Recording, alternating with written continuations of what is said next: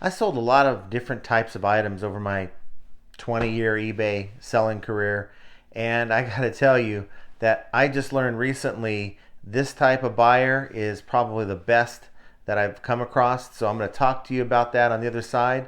So without any further ado, let's go.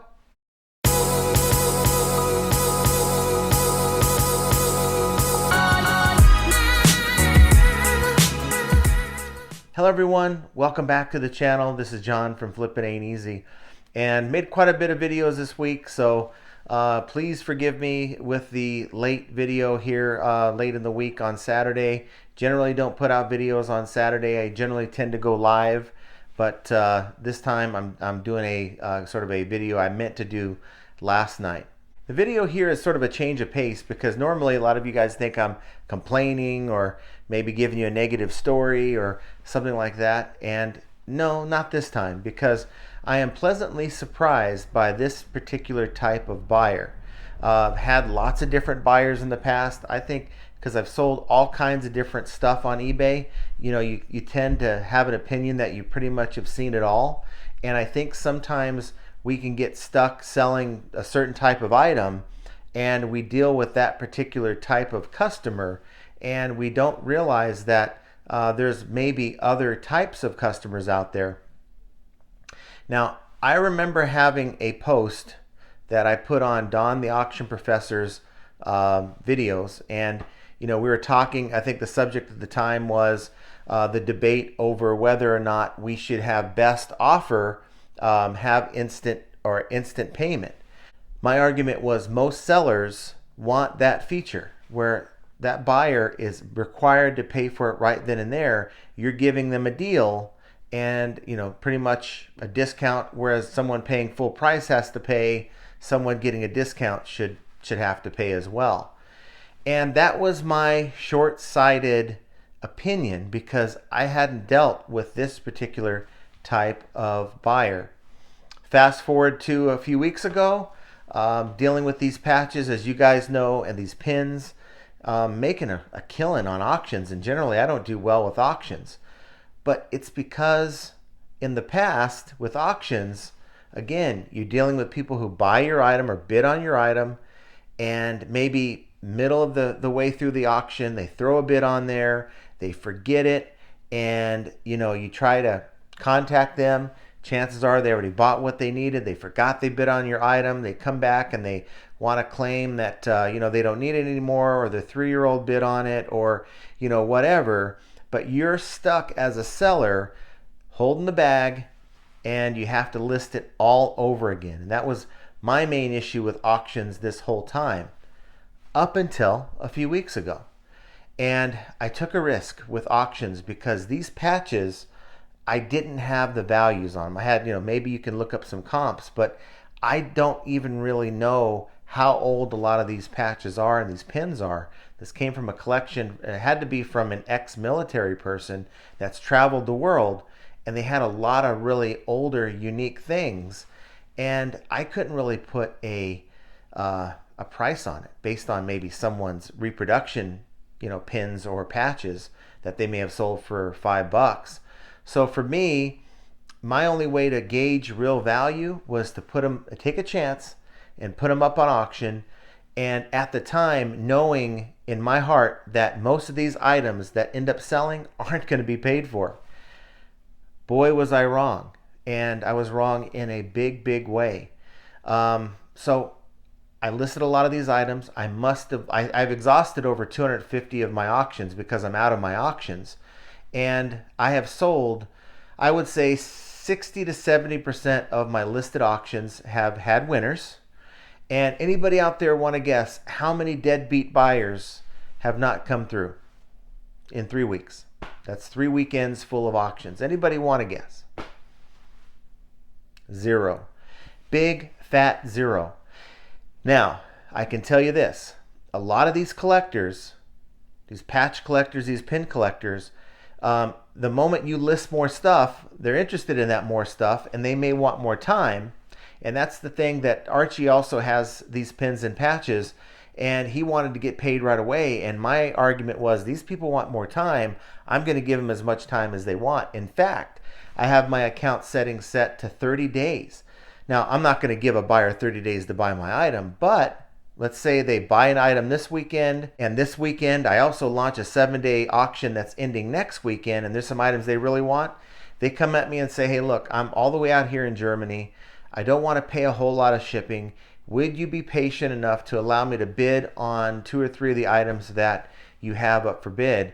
And you know what? I'm totally cool with it, because you look at their feedback, you look at the fact that they communicate, which a lot of these other buyers on regular items that we sell out there don't communicate. These people communicate, and they're pretty darn friendly people. And so for me, I think Mr. Auction Professor was right. There is an element to eBay. There's a certain type of buyer out there, your collector buyer, your buyer who has an idea of what they want. Maybe it's a rare item, maybe just whatever it is they're looking for. I can tell you from my limited experience over the last 3 weeks that collectors are a different breed of buyer than your average eBay person. So if you are hesitant to list auctions and you're selling, collector's items, a lot of my patches are vintage. So if you're selling vintage stuff, maybe even antiques, give it a shot. Especially if you don't know the value of the item you're dealing with. If you just pick something up for a couple bucks, it's rare, it has the markings that make you believe it's either vintage or maybe even an antique, it's definitely worth your while to maybe start it off at 2, 3, 4 times your purchase price and see what the market is going to give you for it. Now, I know the fear is that once it's sold, you're going to have these deadbeat buyers. They're not going to pay. They're going to leave you holding the bag. But it's my experience, and it's a pleasant experience, that a lot of these collector buyers are very on top of it, honest, and they're really eager to buy your item if they're a collector. And they'll wait the 5 days, the 7 days for that auction to end. Hopefully they're the winner, and if they win, they pay. As you can see right here, I've turned off my instant payment required. You can see my orders. Look at how many repeat buyers that I have. And what's great is, I haven't done this yet, with all these repeat buyers, I think I'm going to put out a coupon, because for the auctions that don't sell, maybe I don't have the right people looking at my items. Maybe this weekend they're not looking, and they would have maybe bought it had they looked at it. After relisting it and it doesn't sell, I'll throw it in my store at a pretty decent fixed price at like $7.99, $9.99. Now remember, I'm in these patches and pins for like 10 to 20 cents a piece. So I'm okay with that. And what I'd like to do, and I think I'm going to do, is I'm going to make a private coupon, and I'm going to send that to all my previous buyers, and my repeat buyers will come back. I think I may have about a dozen of them. They'll come back, they'll come looking for items I have not yet listed, and it's very possible that they will buy as well. Now, I never would have used a private coupon before, because I have used it when it first came out. I didn't get one repeat buyer on my everything, my main store. And that's because it's a different kind of buyer. Your everyday eBay buyer, they don't respond well to private coupons, okay? They don't respond well with auctions. And until eBay fixes the payment system, they don't respond well, in many cases, with receiving a best offer. So my answer to this is, once eBay implements the instant payment required for best offer and auctions, they do need to allow the seller the option, when they're creating their payment policies, to allow the seller to determine if they want to have that instant payment on best offer or auctions for a particular listing. I'm hopeful they'll do that, but hey, who knows? And speaking of that, for instant payment on best offers, and let's forget about auctions for now. I mean, that was something they said was going to be implemented by the end of the year. they've been telling us this for the last year or so, that they were going to implement that, and they still haven't done it across the board. And for me, don't you think it's funny how they were able to come up with the capital to create live auctions, even though it's in beta, to rival what Whatnot's doing with their live auctions? That takes money and capital. That does take a lot of investment and tweak in the website. Same tweaks and investment that they should be doing for us, with all these price increases, promoted listings increases, telling us that, hey, that's the purpose of these increases, right? Is to deliver us a world-class selling site and the improvements that we need as sellers. Well, how about deliver on the improvements that you promised us? So yeah, that's my little rant. But you know what? If all buyers were like collectible buyers, we wouldn't even need it, because most of the time you'd get your payment. You wouldn't have to relist the item. But unfortunately, in this day and age, you have people who are just impatient. They want it now. They may place a bid for 99 cents thinking that they may get it. They may not even understand what they're doing when they're dealing with an auction. They go somewhere else and buy it, and when they win, they're gone. They've already bought what they needed, and they don't care about you. Collectible buyers, they're very, in my opinion, my limited opinion, and hearing the opinion of Don, the auction professor, you have a lot of very honest people who know what they want, are very patient, and have been in this business quite some time and know how the system works. So I wish I could deal with these type of buyers every day, because to be honest with you, I wouldn't even have an instant payment policy if that was the case, because I know that they would come through, just like I don't have a payment policy set up on this collector's account. So guys, I want your opinion on this. What do you think? You selling collectibles? Am I right here? Comment down below.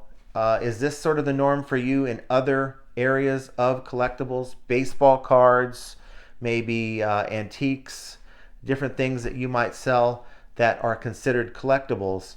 Am I right on this? Or is just maybe this is something that's limited to this particular niche? So please do me a favor, hit the like button, subscribe to the channel, and of course hit that notification bell, so when I make a last minute live like I did on Wednesday, you'll be notified and you can be a part of it as well. Guys, real quick, down below, click the link. We still have Flippin' Ain't Easy merchandise. Get your hat, get your shirt. Even if you're not quite interested, give it a look. See if there's anything that you like. Buyers are quite different from one category to the next. They can be very different buyers.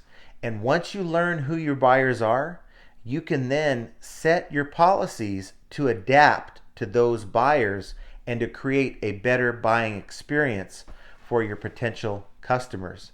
I'm learning that. I'm glad I had it set up originally to allow that, but I really feel good about this account, about selling collectibles for the first time, and it's really made me feel better about humanity, in that there are good people out there, and unfortunately it seems like they're all in the collectibles category. But finding these kind of things out is just another sign of how flipping ain't easy. And I want you guys to have a great weekend, and we will talk to you. Oh, real quick, Juneteenth is the 20th.